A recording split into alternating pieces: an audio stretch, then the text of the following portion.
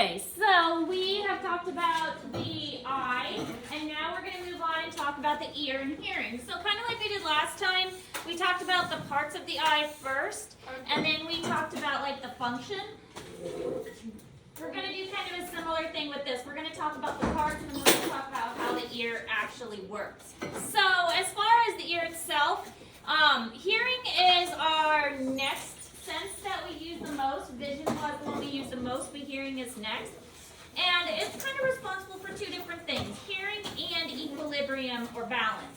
So both of those things are taking place within the ear. There are mechanoreceptors that are similar to what we saw in the skin that help with detection of the movement of our body and kind of the body orientation. There's different parts of the ear, but a lot of what's going on is within the inner ear with all of these tubes and things, which we'll talk about. Are we allowed to use these guys on the test or no, just that one? No, all of this, if it's written. Cool. I didn't know my ears kept me going. That's a score. Is it a myth that whiskers or their tail help cats balance?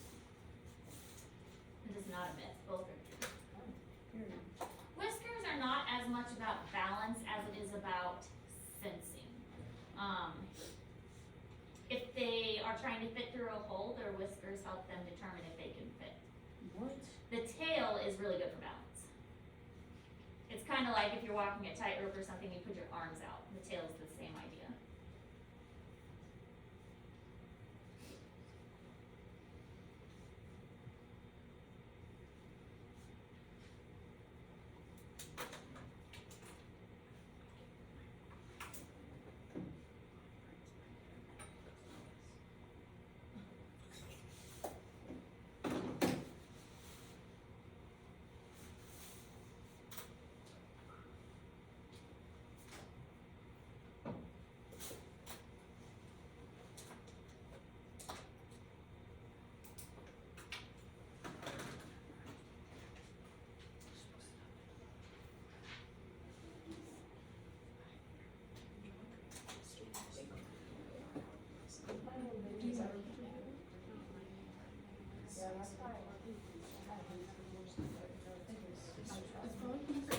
Alright, so the ear is divided into three main areas, the external, the middle, and the internal.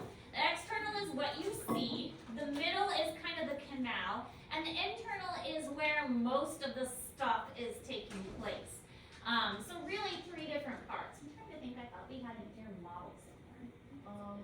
We do. Yeah, it's up there. I'll get it down. I think we have an eye model too. I think we do too.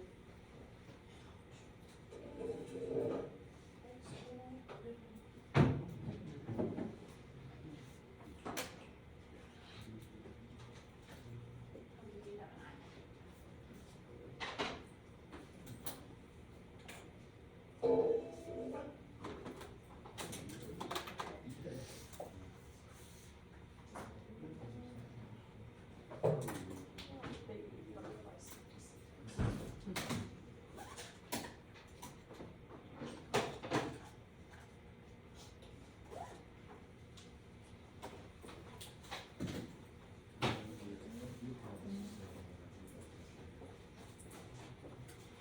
So this picture is in Google Classroom, and just like I've mentioned before, anything that has red, you will be responsible for knowing for the test. So the outside part of the ear is called the auricle or the pinnae. I've heard it more as pinnae, so that's why that one's in red. So the external ear goes about to where you get to the inside, where you have the external acoustic meatus, which is basically the tunnel. Tympanic membrane is separating the external ear from the middle ear. So from the tympanic membrane back to here is the middle ear. Sorry, throat tickle. Then we've got our inner ear, which is all of this curliness going on. Looks kind of like a snail. The three bones of the ear, the incus, the malleus, and the stapes, they are the smallest bones in the body. Specifically the stapes here. The stapes is this tiny kind of horseshoe shape, and that's the tiniest bone in the entire body. We've got the pharyngeotympanic tube, also known as the auditory tube. I've also heard it called the eustachian tube. Any of those is kind of correct. This is kind of what allows drainage from the ear down into the back of the throat, kind of. And this often gets blocked because it's a really tiny tube when there is an ear infection. So this gets blocked, and usually the ear infection has something building up kind of behind that tympanic membrane. If the ear infection is severe enough, sometimes that tympanic membrane can rupture, which can be quite painful. Vestibule is kind of this hollow opening area, and the cochlea is the snail-like part. Then we have these semicircular canals, which are up in here. This is what really deals with balance, is these semicircular canals. And the vestibular cochlear nerve is what takes it back into the brain in order for that information to be processed. So again, anything in red, you will need to be able to identify for the test. All right, so as far as the outer or the external ear, the pinnae is what it is called. And it does have the auditory canal, which is your ear canal. And it is a narrow chamber, and it has a lot of ceruminous glands in it. Ceruminous glands are the earwax. It ends with the tympanic membrane. So once you get to that tympanic membrane or the eardrum, that's where the external ear ends. So the eardrum, the tympanic membrane vibrates, just like a drum vibrates when it's hit. The tympanic membrane vibrates when sound waves hit it, and that passes that vibration onto the bones and then to the rest of the inner ear, and that is how sound is transmitted.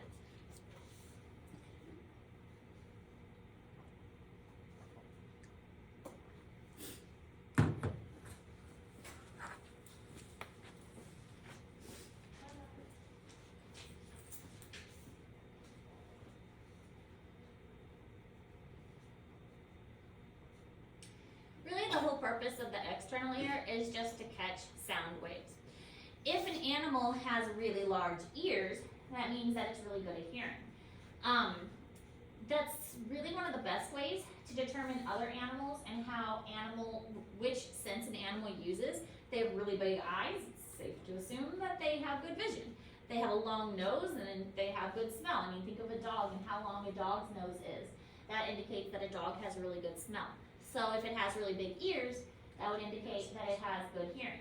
Now, it's not always true, because owls have amazing hearing, and they don't have big ears. You guys remember back from your zoology days how an owl hears? We never learned about that. We never learned about owls. Yeah, we did. Yeah, we did. Did we? Yeah. A little bit. Echo? Never mind. I'm gonna say That's echolocation. When we did, That's a bet. when we had to do the birds. When what? I don't Birds? remember. We didn't learn about the owl, but it was one of our things that we had to remember in our bird section. Oh yeah. So the owl has a flat face, and the flat face acts as a satellite dish. It collects the sound waves in its face instead of with its ears. Its ears are also positioned differently. One ear is up high and one is down low, and the ears point in different directions. And because the ears point in different directions and the face is flat to collect the sound waves, it is able to hear really, really well. In fact, the owl can hear so well that it can pinpoint an animal under the snow and catch it without even having to see it. How are they able to move their necks? Like, 360. The reason they're able to move their neck, and it's actually closer to 270, is because their eyes are so big. Like we talked about how our eyes have muscles to move it. They can't do that. Their eyes are so big, there's no room in their head for muscles. So instead, they have to move their whole head to see. So that's why their neck is so good. So it'd be the same as if we started our head over here and we turned it all the way until we were looking like I was looking straight out the hallway. That'd be about 270. That's that'd be scary. cool. No, that. But they can do that both directions, so that's why it looks like they can look 360.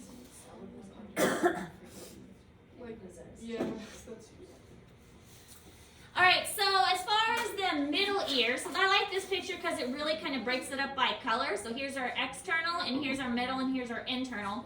The middle ear is air-filled and mucus-lined cavity, and it has the bones, the incus, the malleus, and the stapes.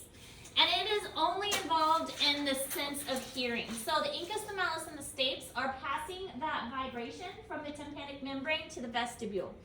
And it's just basically passing that sound vibration on that the tympanic membrane is detecting. a lot of times this is where ear infections take place.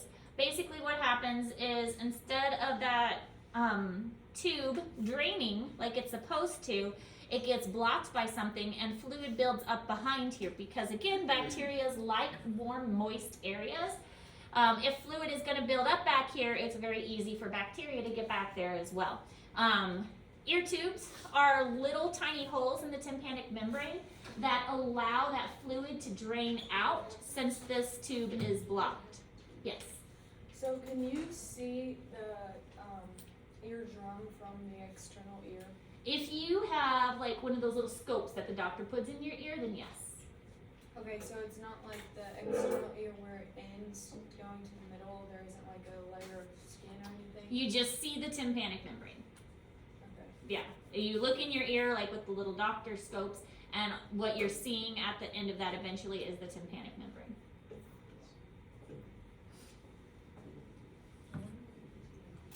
And that's how doctors determine if you have an ear infection. They'll look in there, and if the tympanic membrane is red, then that means there's an infection. If it's like a yellowish, whitish color, then that means not infected. Why do you get ear infections when you're like smaller? Like I haven't gotten one since I was smaller. The tube is smaller, and also, if you think about babies, a lot of times they're laying down when they drink.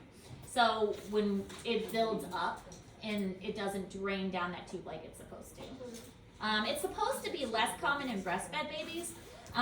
Ear infections are typically less common, but of my 4 children, my daughter did have to have ear tubes because she did get ear infections a lot. And the other 3, they got them occasionally, but never had to have ear tubes. I used to get them because of swimming. Like, you know how like kids get ears, you know? Yeah. Those hurt. They hurt. They really do. Tubes? No ear infections. Alright, so we've got the middle ear cavity now. After we get to the tympanic membrane behind that, we've got the pharyngeotympanic tube, the auditory tube, also called the eustachian tube. So it's kind of got 3 different names. I always learned it as eustachian tube. Links the middle ear cavity with the throat, so again that allows drainage. It also equalizes pressure. So if your ears ever pop, it's this middle ear part that is popping.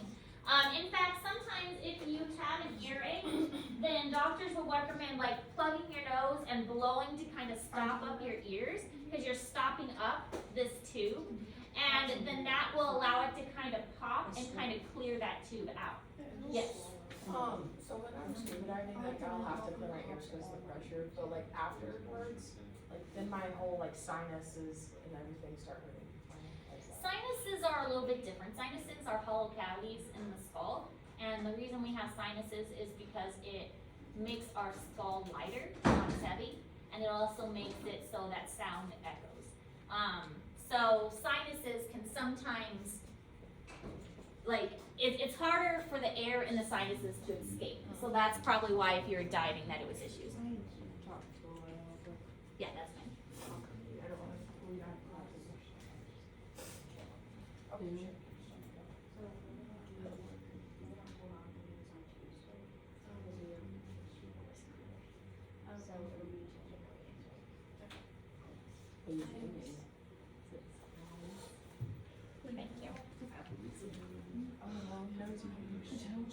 Oh, so today?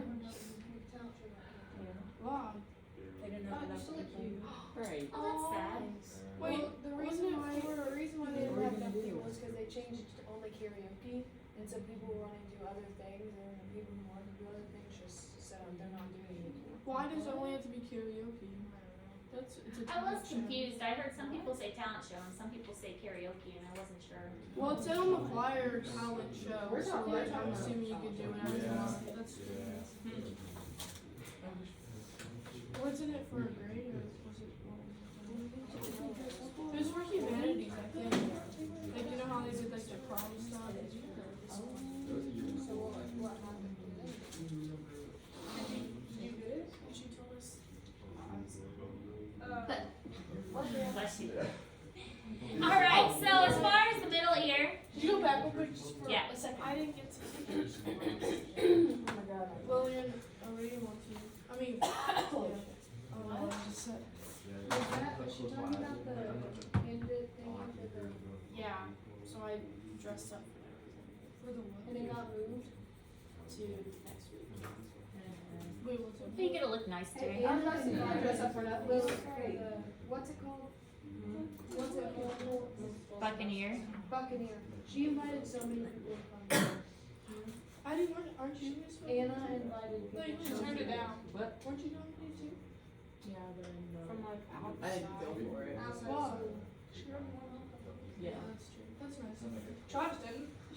No, Travis never wanted to downturn anything. He said he wants a clean sweep. He's not gonna win. That's so. All right. That's so sorry. I will say some people, because teachers got to vote, some people didn't even fill out the application. I don't So think I did. Yeah, that's what Miss Smith said. At some we didn't vote for those.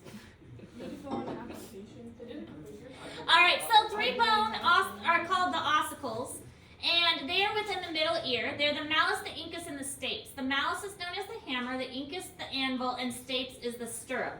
Again, the stapes is the smallest bone in the body, really, really tiny. They transmit vibrations from the tympanic membrane to the fluids of the inner ear. So basically, the vibration goes from the tympanic membrane to the hammer, to the anvil, to the stirrup, and then what's called the oval window of the inner ear.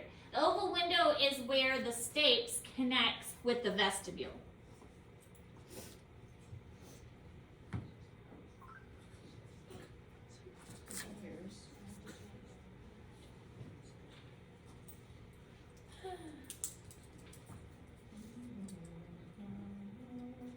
We are not taking the most girl. Sorry, just feeling the extra patriotic. Makes you mad. Yeah.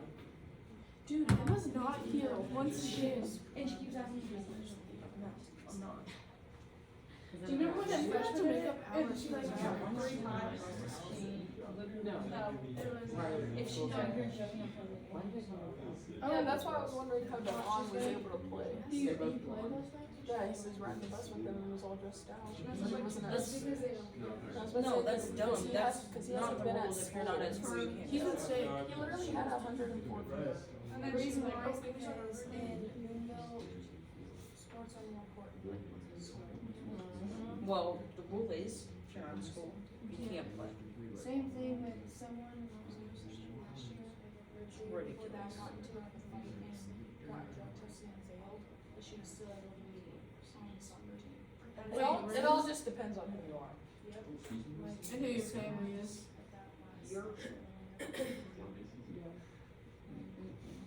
It always has to be no matter How does that make sense? She literally beat someone about it and then failed. Yeah, I mean, it was. But, oh yeah, you just What happens if you fail a drug test?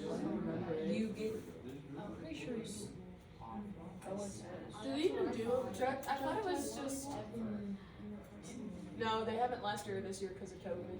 The only time I got drug tested was sophomore year. I felt very. I didn't mind. I got tested freshman and sophomore year. Being in that cup was very difficult. That's disgusting. Oh, that makes. I didn't have to eat it. I had to pee in a cup and I had to breathalyze. I just had to blow it. All right, so this shows the size of the incus, the malleus, and the stapes, and how tiny they really are. This shows how they kind of fit together. So here's the malleus, here's the incus, and then here's the stapes. And this shows how they fit together with the rest of the internal ear. This is going to, the malleus is going to touch the tympanic membrane, and then you've got your incus here, and then your stapes, which touches the vestibule that goes into the cochlea. That's crazy how small those are. Really, really tiny. That looks like that'd be like a mouse. Nope, those are our bones. All right, the internal ear. Internal ear organs for hearing and balance. The cochlea, the vestibule, and the semicircular canals. So here's the cochlea. It looks circular. I think of the C in cochlea has a kind of a C shape for this kind of snail shell. The vestibule is this area here that's like receiving all the information. And then obviously semicircular canals look like semicircular canals. It's filled with a fluid, and the fluid has, it's almost kind of gel-like in some situations, and it gets a little more complicated. Tomorrow we'll talk about how it helps with balance, but basically there are little hairs, and as the little hairs move back and forth, that helps us determine what the balance is. I've done a lot of research about this lately because I've been suffering from vertigo, Oh my goodness. You and suffer from everything. Yeah. not really. I'm actually pretty healthy. Eyes, teeth, stomach. I get an upset stomach a lot, and now apparently vertigo. What is so funny? I'm not as bad as my husband. He's got like a whole like medical cabinet going on. So much stuff happens to you guys. You have no idea. No idea.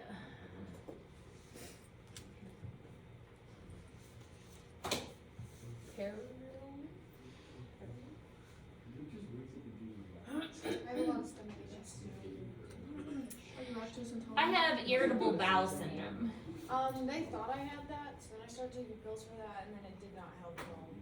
So now I have to go to the doctor soon. That's why I was gone Monday and Tuesday. I have to swallow a pill that has like a camera in it. Oh, that's fun. What? Yeah. So I had to take a practice test pill To make sure you can Monday swallow and it. Tuesday. Yeah, and to make sure that it went through my body okay. I'm telling that pill was so big. I It bet. was so intimidating.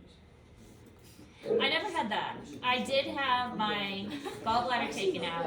I've had the test where they test for like they make you drink barium Rude. I was talking about my and monitor, and then I've had It's gonna get caught in my the scope, the endoscopy. I've had an endoscopy and a colonoscopy, and then I've had a MRI done where I had to drink something, Mhm, and then yeah. I also had this other MRI done. I'm gonna Just take pills I every did like have an IV in, and then they put this. And it made your body tingle, didn't it? Yeah, Yep. it made this. They put this dye in. It was actually really cool because I could feel it like come up And go through your arm. Yeah.